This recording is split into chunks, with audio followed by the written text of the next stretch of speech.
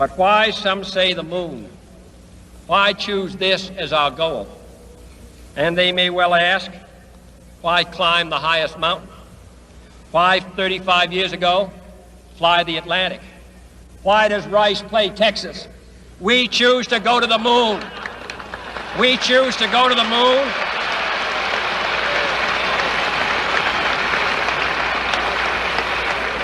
We choose to go to the moon in this decade and do the other things, not because they are easy, but because they are hard.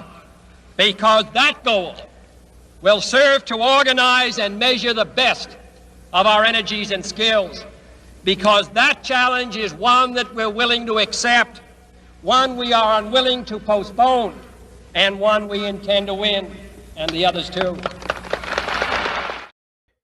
Hey, my name is CJ, and today we're going to go to a new place. This new place being space. I'm going to bring together three main concepts. Those three main concepts being outer space, white supremacy, and settler colonialism. Now, you may be asking, what do these three things have to do with each other? Well, in the year 2026, these things mean more to us now than they ever have before. As we know and can analyze from America's history and the historical track record that America has left for us, we can analyze that the American state is a perpetual vehicle of settler colonialism and white supremacy.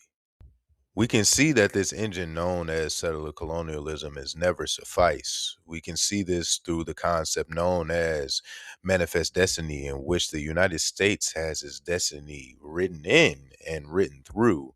The United States' mission is to fulfill manifest destiny, which is a never ending cycle of expansion. This cycle of expansion is never ending. This is mainly due to the state's inherently imperialistic nature. The state only seeks to replicate itself and replicate its hegemony within its given borders. This is why, no matter how many expressions of a settler colonial state that you have, the only thing that this state will be able to replicate, because its foundations are foundationally anti black, are settler colonial violence. This is what makes white supremacy a black hole of sorts. Not even space can escape its grasp, just like light cannot escape the gravitational pull of a black hole. No matter where the state goes, the state will always mark its territory. We see this with the Apollo 11 mission, in which Whitey could get on the moon before he ever found any sense in his heart for the black person. We see with the Apollo 11 mission that this was a flex of American hegemony.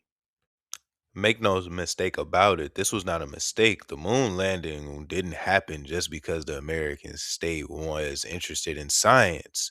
This is because capitalism is based on finite resources, so expansion and colonialism are the only way to fill this void. We can diagnose settler colonialism as having an insatiable appetite in which space is not even safe from its devouring. But first, before we can get into depth about what the American state is currently doing within space, we first need to know, what is settler colonialism? Settler colonialism is commonly understood to be a form of colonialism that is based upon resource extraction, and this resource extraction is protected by settlements. And whereas, due to the conscription of these settlements inherently displace the indigenous people to the land, in which this regime that is now conscripted and set up is protected by settler colonial violence, which is ever expansive. This is because, like I said before, the appetite of the settler colonial vehicle is insatiable. So now that we have a definition, who are the key and the main players? Well, the first key and main player that I will talk about is techno-fascist and technocratic billionaire Elon Musk. Son of South African colonizer Errol Musk, Elon Musk has grown to be a force to be reckoned with on the capitalist world stage. And this accumulation of wealth that Elon Musk is born into and has is most definitely rooted in the subjugation of Africa and her people. Elon Musk's family is an Afrikaner colonial family, but we see that Elon Musk has help mainly from the American state. And who are the main actors within the American state that helps get Elon Musk's goals accomplished? Well, one of those main people would be Donald J. Trump, the 45th and 47th President of the United States, in which in his 2020 State of the Union address he states, in reaffirming our heritage as a free nation, we must always remember America has always been a frontier nation. Now we must embrace the next frontier. America's manifest destiny in the stars. The American nation was carved out of the vast frontier by the toughest, strongest, fiercest, and most determined men and women ever to walk on the face of the earth. Our ancestors braved the unknown, tamed the wilderness, settled the Wild West. This is our glorious and magnificent inheritance. We are Americans. We are pioneers. We are the pathfinders. We settled the new world. We built the modern world. Now, that sounds like a white supremacist settler colonial manifesto to me. I don't know about you. This project of settler colonialism needs incessant funding. A report found that $38 billion in state and federal contracts, loans, subsidies, and tax credits since 2003, not including classified deals. And the Post estimates another 11.8 billion is coming in the next years, thanks to 52 active contracts that space has with the United States government. SpaceX alone holds 22 billion in government contracts as of 2024, according to CEO Gwen Shotwell. Federal agencies like NASA, the Department of Defense, and the National Reconnaissance Office rely on aerospace known as SpaceX to launch satellites, travel to the ISS, also known as the International Space Station, and deliver broadband connectivity, among other critical services. At the same time, Musk donated $288 million to President Donald Trump and other Republicans in the 2024 election. Now we must talk about prime targets that the American state and just the capitalist world powers are eyeing. One of the main places within our own solar system is the planet Mars. Mars is the fourth planet from the sun and is actually one of the highest planets for settlement that is on the radar of the capitalist world powers and the American state. The reasons why Mars is so high on the list, this is mainly because Mars is about half the size of Earth.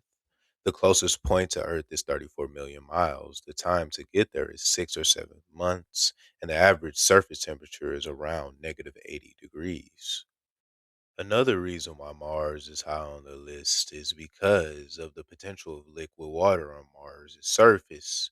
Ancient Martian oceans are hypothesized to have flowed through the Martian soil many millennia ago. Mars is also known to have an atmosphere, even though it's mostly made up and comprised of carbon dioxide. Now, we also know that we have sent many of rovers over to Mars. That is until 2026, in which we see SpaceX rolling out plans about a city on Mars, in which the goals to establishing the city on Mars would be establishing a self sufficient city on Mars will require upwards of 1 million people and millions of tons of cargo to be delivered to the red planet. By launching 10 times a day to maximize transfer windows that open up approximately every 26 months. Several thousand starships will ultimately transfer crew and equipment to build a lasting presence on another world. We see that these settlements are not meant to be temporary, but rather they are meant to be permanent. We also see that in the year 2026, we see that humanity will go to the moon again. This is the Artemis 2 mission, which is set to launch in February of this year. We can see that the Artemis 2 mission is headed by NASA. We can also see in 2026 that SpaceX is planning to launch the first starships to Mars.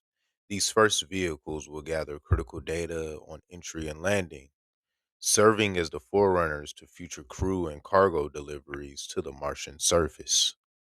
We can see that humanity will go to two extraterrestrial destinations while still not interrogating their anti blackness.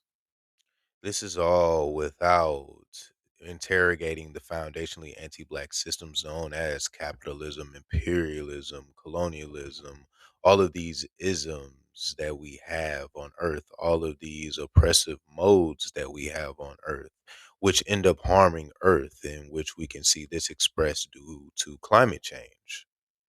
As we see polar ice caps melt and icebergs melt as well, and as we see sea levels rise, as we see more pollution fill the air, we have to ask ourselves, have we accomplished anything if we haven't even accomplished living sustainable lives on this planet first? Many will say to move to terraform Mars. This is because Mars is within the Goldilocks or the habitable zone. This is a placing in a solar system in which a planet is just far enough from its home star to maintain liquid water on its surface. As we know, the Martian atmosphere is thin and cannot hold on to liquid water on its surface because it will only freeze as it is now. This is why many people suggest terraforming Mars or making Mars more Earth like. I will say to this, isn't this just like the green Zionism that the Zionists do within Palestine, in which they plant non indigenous trees into Palestinian soil? This is because the Israeli wants to make Palestine more like Europe. Wouldn't this be humanity doing the same things with extraterrestrial destinations? Not even humanity, white supremacy, rather. We can see that white supremacy is detrimental not just to the people of Earth, but also to the environment of Earth. The Martian soil and the Martian atmosphere as is not made for human living, so why should it change now? We also see the expansion of the military industrial complex into this new frontier known as space. We see that the US Space Force is an expansion of the military. We see that the Space Force is the military's sixth service branch, with advanced operations on land, in the air, and in orbit. Its core mission is to deploy forces that improve the nation's defense technology and communications capabilities, and to achieve key national objectives through military space power. We can see that the American state's expansionism has not only gone outside of its borders, we can also see that it's even touched the reaches of outer space. We see that this eye of expansion does not just stop with our own solar system. We see that this search for new settlements goes interstellar. The question of, are these super Earths really Earth like, or will we have to make them in our likeness? While I am not anti space exploration, I am against the exploration of space and the cosmos being left up to the discretion and domination by capitalist and imperial powers for the purposes of status and colonial expansion. And it's no deeper meaning to this. I just thought it was cool and it fit the whole context of this video. Make sure to like and subscribe. And my name is CJ, and I'll see you all later.